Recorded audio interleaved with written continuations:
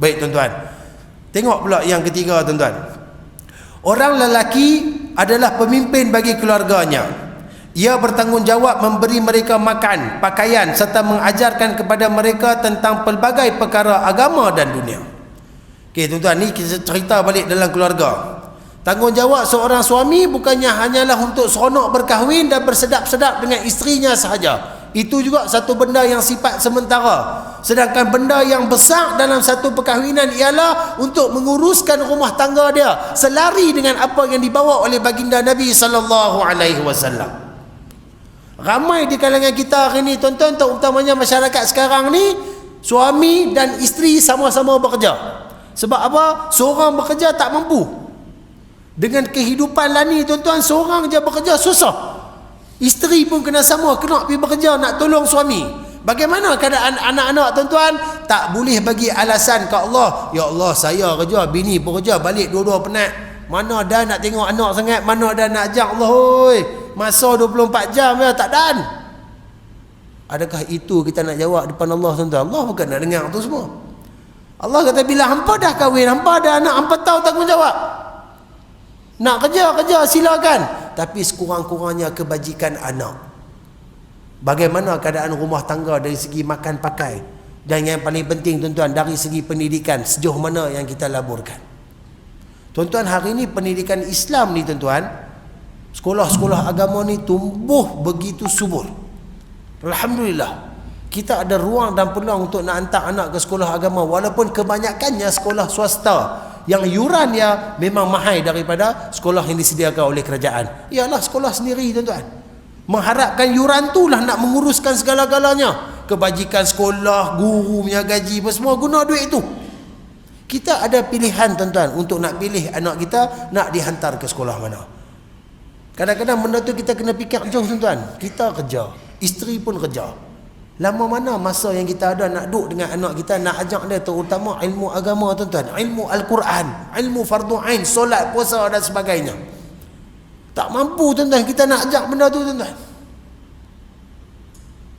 Saya duk mengajak pendidikan Islam ni tuan-tuan, bila mai tambak mandi wajib tuan-tuan, saya suka tanya satu soalan kat mereka. Siapa yang bapa dia ajak anak dia mandi wajib? Sebab saya kelas saya lelaki.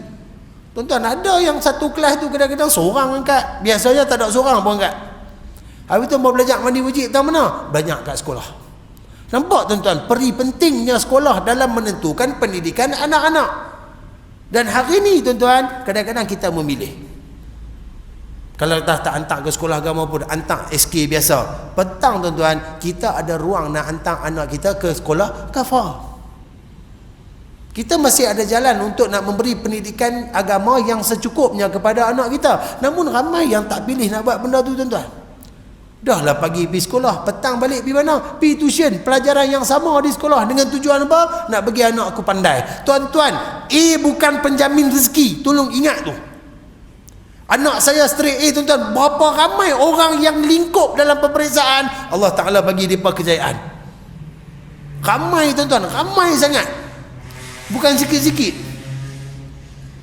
Tapi berapa ramai orang yang memang peperiksaan dia, sekolah dia excellent. UPSR straight A, PMR straight A, SPM straight A, setiap ada master yang tu yang ni. Lalas gaji dia dikalahkan oleh orang yang hanya ada SRP saja. Berapa ramai tuan-tuan? Sebab kita kena faham tuan-tuan, setakat nak kejar dunia tuan-tuan, kita tak dapat redha Allah Subhanahu wa taala. Jauh mana kita nak kejar dunia tuan-tuan? Sebab dunia ni dia ada ending dia. Bila sampai pada waktu ending dia, habis kita tuan-tuan. Hari ni mungkin kita sihat tuan-tuan, esok lusa tak tahu, kena kita jatuh sakit. Mai waktu tu tuan-tuan, habis. Hebat mana kita pun tuan-tuan, gah mana kita, jatuh ya sakit tuan-tuan, tak mati lagi, jatuh sakit, orang mula menjauhkan diri daripada kita. Sebab apa? Orang dah tak nampak dah manfaat kalau nak duduk dengan kita. Sebab tu tuan-tuan, tolong untuk diri saya dan sama-sama kita tuan-tuan. Anak-anak itu aset kita. Walaupun ada setengah orang tak faham.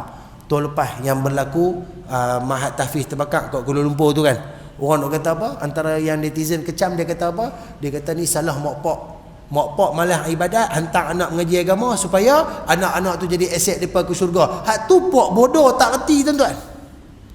Sekurang-kurangnya mak ayah dia sedar kehidupan mereka sewaktu mereka remaja, mereka tak banyak belajar agama, tapi mereka tak mau anak mereka jadi macam mereka. Mereka hantar anak mereka pergi sekolah agama, pergi hafal Quran. Bukan tujuan nak ambil semangat daripada anak, bukan nak ambil pertolongan daripada anak tu pun, tapi sekurang-kurangnya mereka nak anak tersebut menjadi insan yang berjaya di dunia dan di akhirat dalam keadaan Allah Ta'ala redha.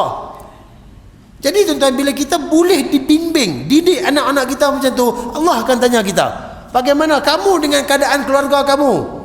Kita akan cerita balik ke Allah, saya ada anak beberapa orang, anak ni semua saya hantar sekolah-sekolah macam ni. Dalam masa yang sama saya pastikan mereka menerima didikan agama yang cukup. Saya ajak mereka kenal Engkau ya Allah. Saya ajak mereka kenal Nabi SAW. Saya pastikan kehidupan anak saya, kehidupan keluarga kami sentiasa berada dalam lembayungan Islam. Saya bertegah anak-anak saya dalam bab ibadat ya Allah. Anak saya tak semayang, saya rotan, saya pukul, saya marah. Semua tu akan menjadi saksi di hadapan Allah Subhanahu wa ta'ala. Sebab apa? Kita akan disoal. Jangan pandang benda ni satu benda yang ringan. Jangan tuan-tuan. Hisab ni pun disebut oleh ulama, banyak kitab ada sebut tuan-tuan. Hisab tu juga mampu jadi satu perkara yang menyebabkan kita berada dalam keadaan diazab oleh Allah Subhanahu wa ta'ala. Kena pula kita dosa maksiat banyak tuan-tuan, hisab kita akan terlalu panjang, lama sangat hisab. Orang ni duk tunggu ten ni tuan-tuan, duk maki dah kat belakang, hang ni apa teruk sangat. Sampai macam ni Allah Ta'ala hisab hang ni, kami dok lagi tak larap diri dah, masing-masing dah penat dah tuan-tuan. Kita waktu tu blur tuan-tuan. Nak harap solat, zakat, ibadat kita tuan-tuan semua berdiri belakang kita, tapi semua duk jadi pendakwa raya untuk kita. Duk habaq belakang Allah, ya Allah dia ni bukan solat dia bukan elok pun, dia rasa nak semayang dia semayang, dia rasa tak mau dia tinggal. Puasa pula mai kata ya Allah dia ni tak pernah heran langsung dengan puasa. Cari yang aurat pula mai ya Allah dia tak jaga langsung aurat, yang sedekah pun mai ya Allah dia ni berkira teruk ya Allah, bakhil. Sagi bila mai pula bang tanggungjawab tuan-tuan, Allah Ta'ala akan tayang balik, flashback balik, ikut apa yang ditulis oleh malaikat tuan-tuan. Allah, mana kita nak lari tuan-tuan? Tak ada jalan tuan-tuan. Mungkinlah ni kita pandai putar belik, kita punya cakap ni manis tuan-tuan, tapi ke akhirat tuan-tuan nak cakap apa? Al-yawma nakhtimu ala afwahihim, tutup habis mulut-mulut tuan-tuan. Jadi kita kena buat perkara-perkara yang membolehkan kita ada jawapan apabila disoal oleh Allah Subhanahu wa ta'ala. Dalam hadis ni tuan-tuan, Nabi ulang awal dan akhir, kullukum ra'in wa kullukum mas'ulun an ra'iyati. Seolah-olah ianya satu peringatan tegas daripada Nabi SAW kepada kita. Tolong ingat, siapa yang jadi ketua, kamu akan ditanya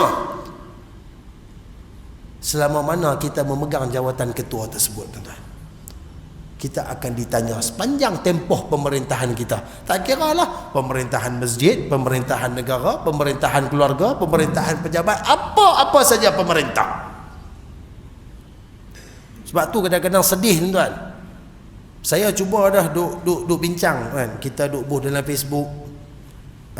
Tuan-tuan pun tahu, anak-anak tuan-tuan pernah sekolah menengah kan, dia akan main musim sukan. Bulan 2, bulan 3, bulan 4 ni biasanya musim sukan. Bola sepak, takraw, bola baling, bola tampak apa semua tuan-tuan. Dia ada sukan yang didominasi oleh kaum-kaum tertentu. Contohnya saya bagi contoh sepak takraw. Kalau biasa sepak takraw antara sekolah-sekolah ni tuan-tuan, boleh dikatakan 99.9% ataupun 100% orang Melayu Islam kita. Tapi di sana tuan-tuan, apabila anak-anak ini dibawa ke pertandingan, kalau sekolah menengah dia ada bawah 15, bawah 18 tuan-tuan, yang bawa juga guru-guru Islam, yang bawa juga guru Islam, namun anak-anak dibiarkan main takraw dalam keadaan terbuka aurat dia. Guru itu waktu tu dia mas'ul, dia ketua kepada pelajar tersebut, dia biarkan pelajar dia buka aurat tuan-tuan. Wallahi berdasarkan hadis ini dia akan ditanya oleh Allah Subhanahu wa ta'ala, pasal apa hang biar anak-anak hang yang dah balik main dalam keadaan buka aurat? Tuan-tuan, kita akan ditanya. Sebab kita pandang skop kecil. Sebenarnya skop pemimpin ni tuan-tuan luas.